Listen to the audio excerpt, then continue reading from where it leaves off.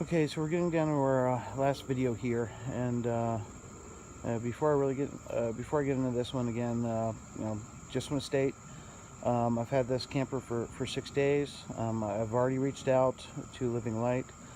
I spoke to a very nice lady in the warranty department. However, I have not spoken with any London management or representative. I check in daily, late every afternoon, and each time I'm told it's been escalated to the boss, who's waiting to hear from his boss. So we'll see where it goes with that. I've done the formal process, that's listed in the owner's guide of, submitting a list of issues via certified mail and all of that. So all of that's been taken care of. So yeah, at this point I'm just kind of waiting to hear back from them. I'll definitely provide an update, once I hear back. But again, I love this company. At least, I've loved this company and everything I found out about them over the past, 4 weeks while shopping around for a camper. As a first-time RVer, it's definitely left a bad taste in my mouth. We'll see how we get through this one, but yeah, I think this is pretty much where we're going to stop as far as probably doing RV type stuff. Yeah, just too much money spent on these units, and you look for something that's long lasting, and things like this happen. But we'll see how things work out. Again, I really believe in this company. I guess they have their formal processes in place. Just be nice to kind of hear somebody and say, yeah, no problem, we're looking into it. Other than just response that a boss is waiting for another boss. So before we get into the underside of this trailer, just a little background. Again, I had originally ordered a 2017 Quicksilver 10.0. Everything advertised was all aluminum floor, frame, body. And when I arrived at the dealership, and the dealer did know what I was looking for, he knew specifically what I was looking for, because I had many conversations with him over 3 weeks. So when I arrived at the dealership to pick up the unit that I put a deposit on, the unit was damaged. There was damage to the kitchenette and the sink. And again, this was a problem at the dealer. It had nothing to do with the manufacturing of that 2017. And in order to make it right, the dealer swapped out at no cost a 2018 model that they had there on site. I have noticed that a lot of the dealers don't have a lot of information about these Quicksilvers. They don't know them very well. At least the 2 dealers that I was dealing with, I knew much more about the specifics of the trailer than they did. And along with, I had one of these before, and this is the paperwork that I got along with my 2018. And in here, you can see that it specifically states all aluminum tongue and floor decking welded into place. Very specific in that this is a standard feature in the 2018 sales order. So receiving this with my 2018 trailer, of course, there's been no information about any changes to it or anything, so this is obviously what I would expect. So what happened was, it was pretty late in the day when they finally brought the 2018 around. We did pop it up. We did inspection of it inside, quick inspection, and just made sure everything worked. So made sure the gas worked, made sure the electric worked. They didn't have water hookup, so we weren't able to test that. And then we just kind of did a quick walk around. I really wish I'd actually gotten up underneath the trailer. I really had to reason to. I'd already been underneath several of these. And again, with no listed changes to the floor, just didn't even think about it. Saw no reason to really do it. So when we brought it home, the next day we popped it open, and we started loading up the trailer with gear, and I run around the bare feet a lot around the house, so I wasn't wearing tennis shoes at the time. And almost immediately upon stepping in the trailer, I noticed that the floor had some give to it. I just figured that they added a layer of insulation or something underneath the vinyl. So when I jumped out and I jumped underneath the trailer, I was very shocked with what I found. Again, there was no notification of this by the dealer, no notification by Live and Light or KZ on this change on their website or anywhere on the forums. And I was just stunned, pretty much, with what I saw underneath the carriage here, and immediately went inside the house and started looking on the forums to see if anyone else had come across what I had come across.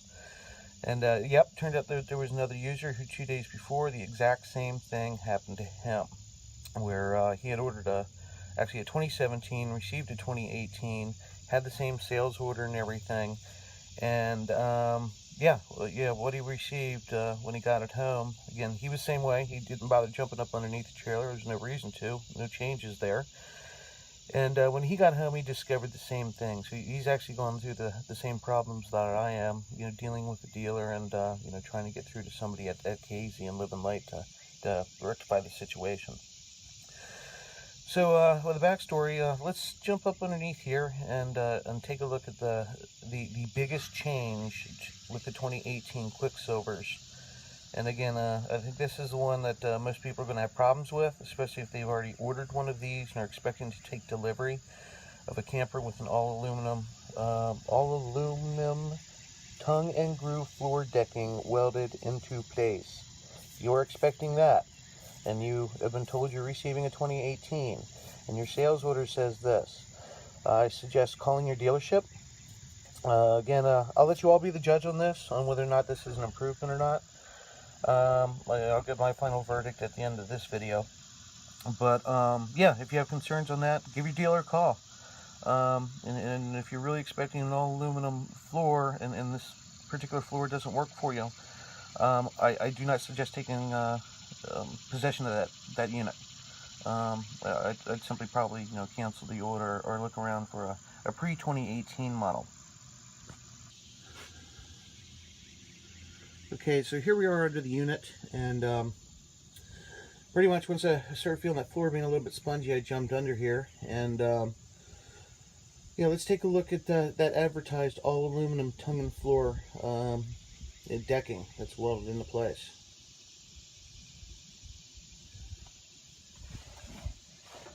It's gone. It's completely gone. This is the view from back to front, and as you can see, they've replaced the floor. I'll get into what I can tell this is as far as the way it's manufactured. I've had some talks with people who were wondering about is this some sort of composite? If so, if it's strong and everything, it might be a great replacement for the aluminum floor. I'm not sure about it being a composite. There might be some composite components to it. You can see where there is pretty much large sections that have no frame support. So for instance, this back section here, which is actually back where the table and all is, and back walkway going to the bed, is pretty much I guess about a 3 foot by I guess 7 foot section that has no framing support at all in the middle. Completely open. You can see there where the frame is come down here in the middle, so there's no support in the middle for that floor. And then the forward section, pretty much the same thing there. I guess you got about a 3 foot by 7 foot section where there's no support at all. Up towards the front, the area underneath, right in front of the sink, as well as the area coming in from the steps. Again, no support in the middle of that floor there.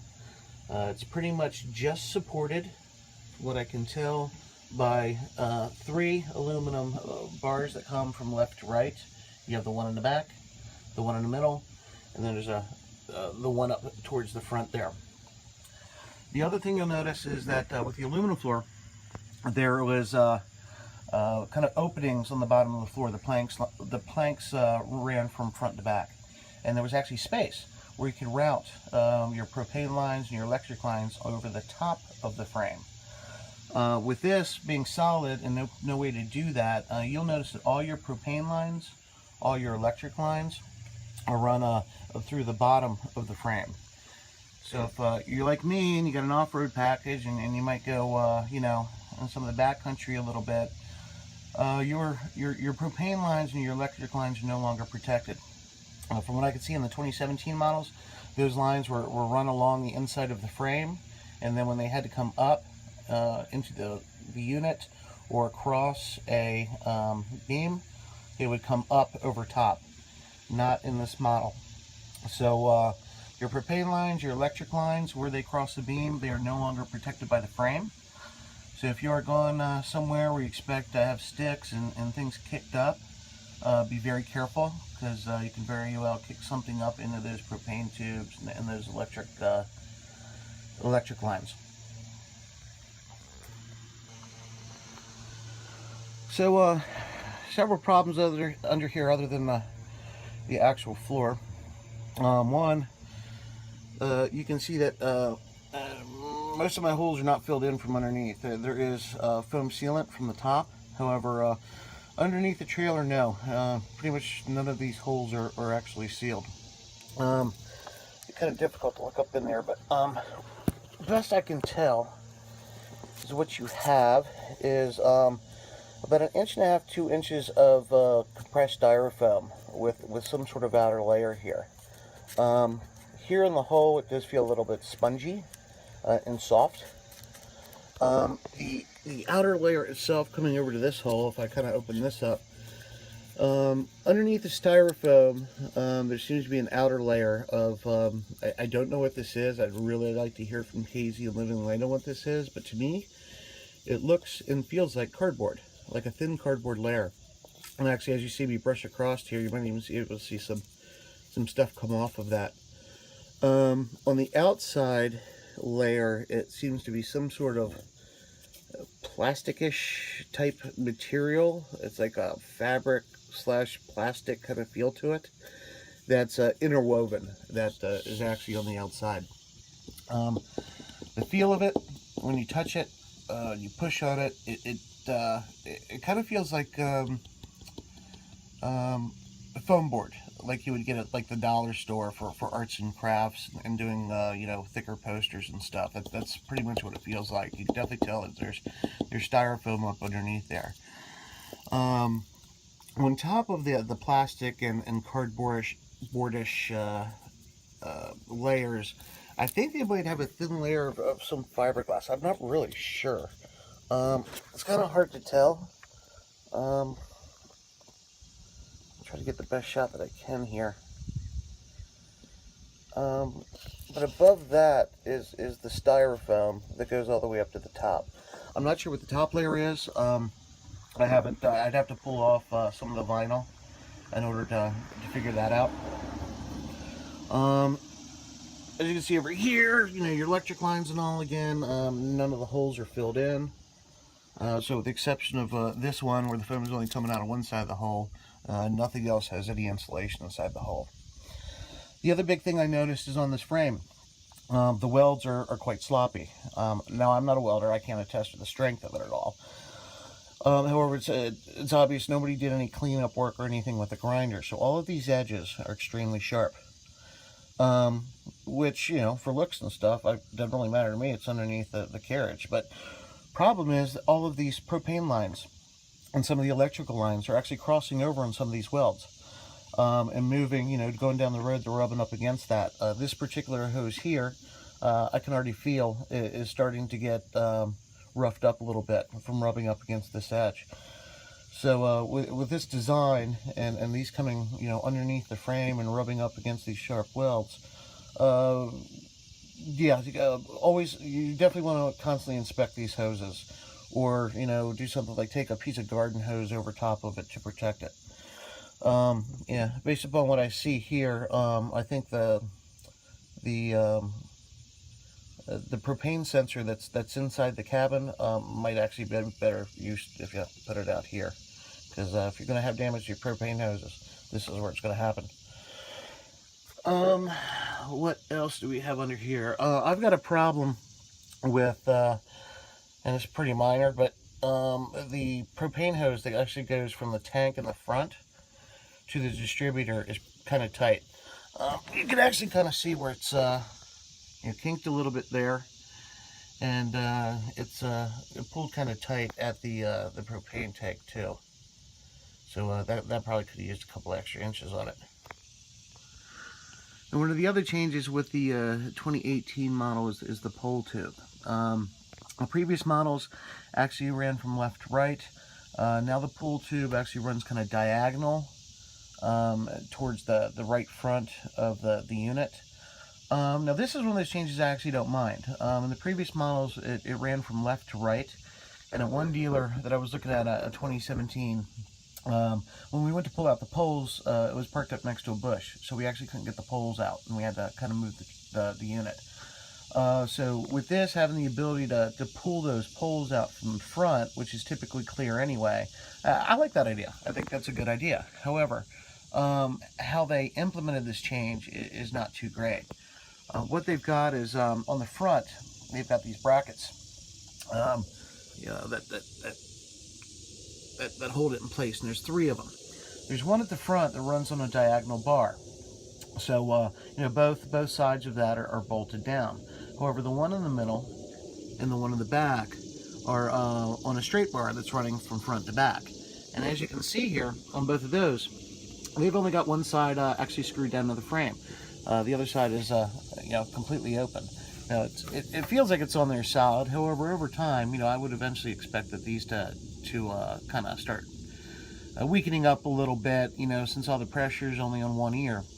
And yeah, you could someday very well find yourself going down the road and having this thing break. And yeah, if you don't see it happen, I mean, chances are you'll probably run over your poles if they come out, or they'll come out and actually hit your tire, because there is a direct line. If these poles come directly out, they're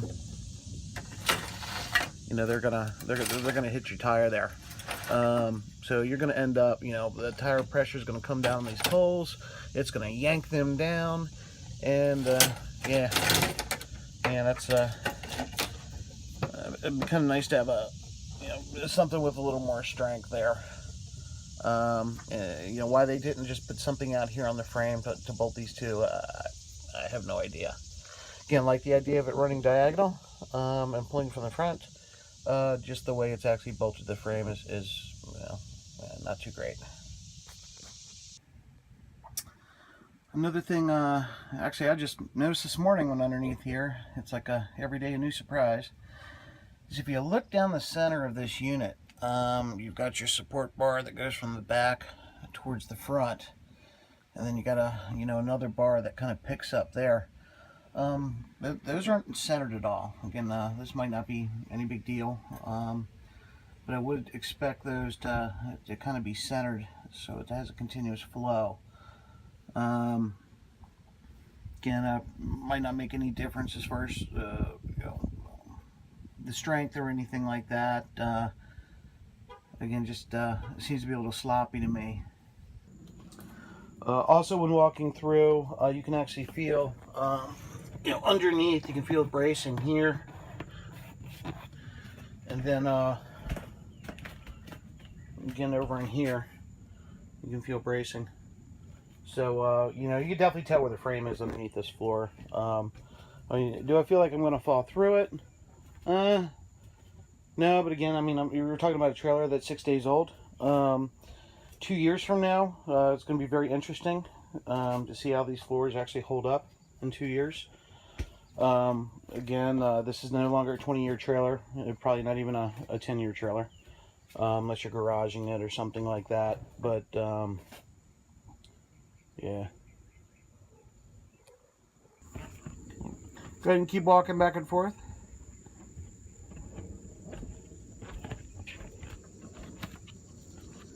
And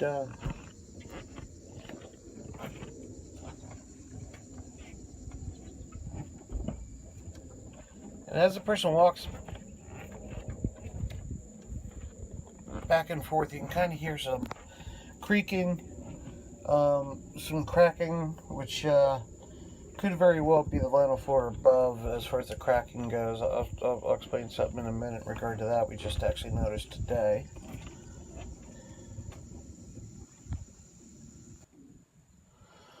Okay, so today I was walking around in here, and one thing I started to notice as I was walking through the hallway, the vinyl was actually kind of bubbling up around my toes. and didn't realize what was going on is because at the sag, again, I don't know what they're using to put the vinyl down on whatever upper layer is down there. If it's anything like the cabinet or the wall, I'm assuming it's probably double-sided tape. So because of the sag of the floor, as you walk through, it'll actually bubble up. And then, you know, once you get off and the floor straightens up a little bit, it kind of goes away. So the bubbling is going to just consistently happen. It's I don't think there's any way to get rid of it really with this style of floor. Just too much give to it. You could probably, you know, put a different glue down or something like that on it. But yeah, without the all aluminum floor, this floor is not nearly as solid. In fact, pretty much feels like any other generic pop-up.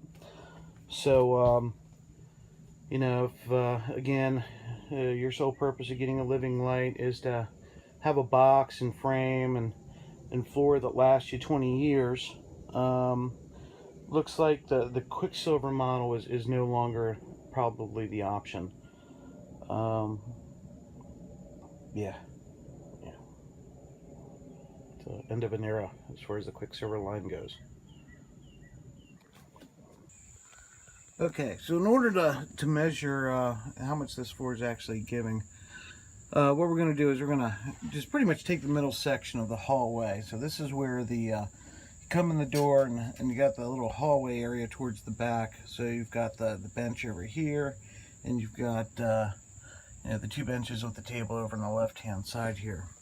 So what I've done is I just taped a piece of thread there with a bolt on the bottom of it, and I got a tape measure from the bottom, and the bolt's pretty much just hanging right there, the bottom of it on the 2-inch line. So what we're going to do is have a few different types of people walk through this thing and take a look and see how much it actually moves. So what we have now is a 60-pound child, 10 years old, who's about to walk into the trailer, and we'll walk back and forth, and then I'll have her come over to the middle and just you know, not jump off the ground, but you know, hop around a little bit, you know, like kids would do. So okay, go ahead in and walk to the back, please.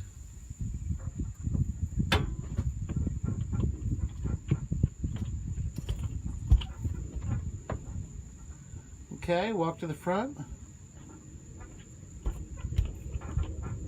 Alright, so you can see it give a little bit.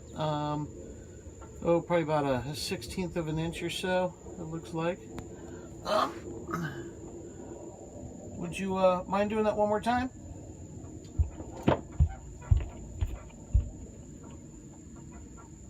Okay, again.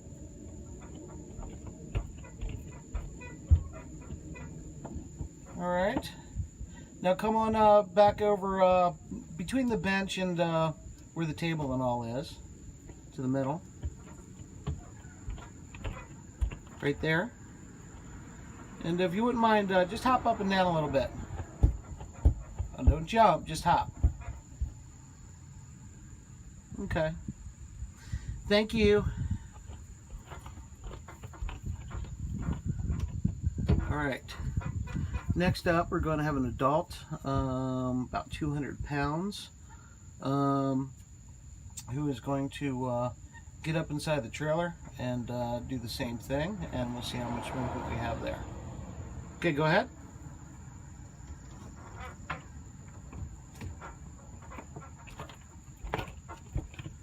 Alright, so there we have a little more movement. Alright, go back to the front. Oh, okay, we're getting close to about 1/8 of an inch there, give. Which is a pretty good amount. Now again, this camper is only 6 days old. So, you know, it's not even close to being broken in yet. So I imagine over time that as that styrofoam compresses, and again, I don't know what this underlayer is made out of, but it definitely doesn't look anything that's long lasting.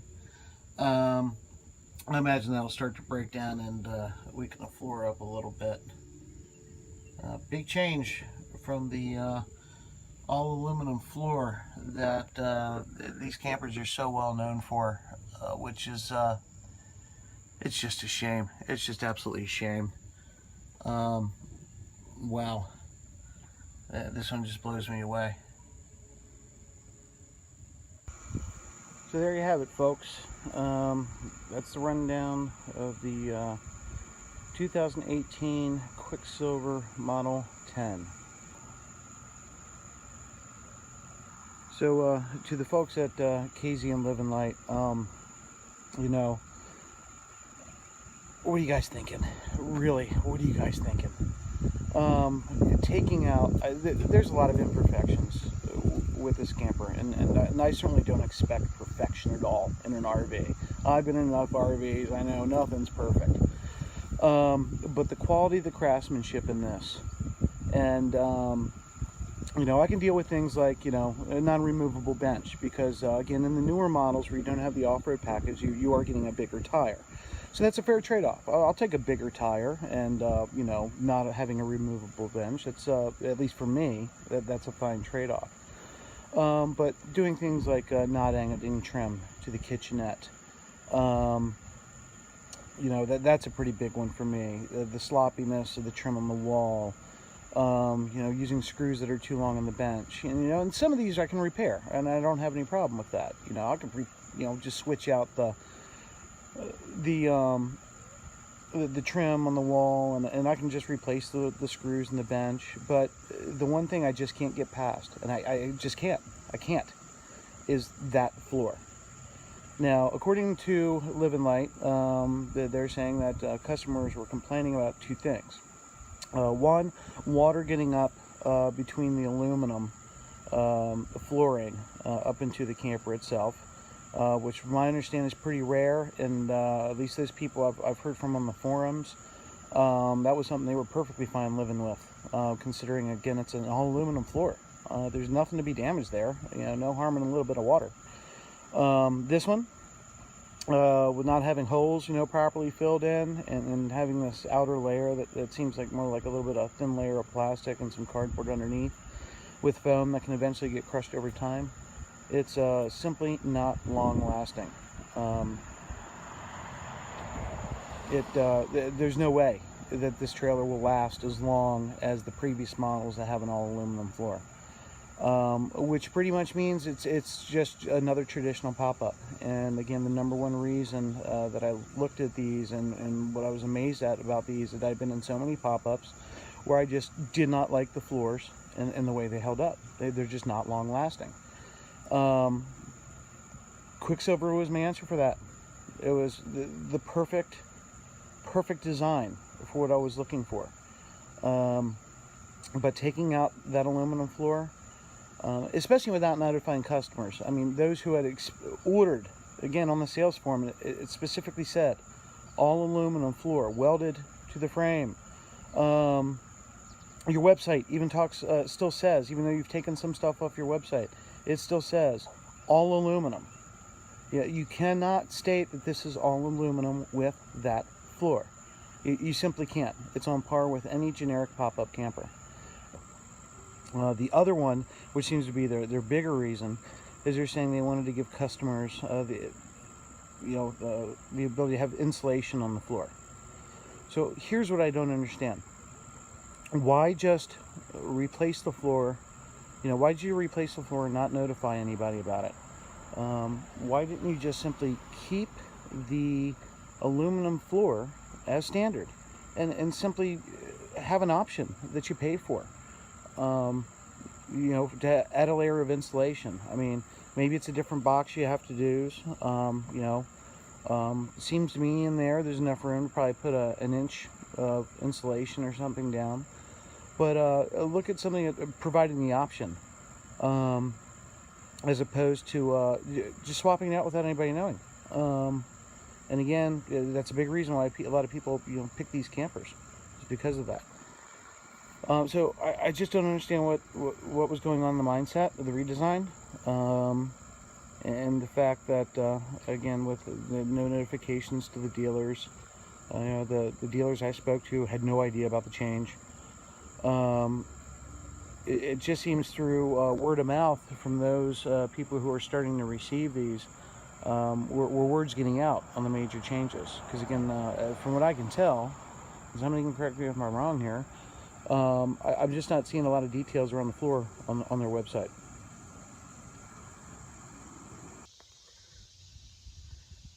Alright, so as we close out the series of videos, again, I'll leave it up to you all.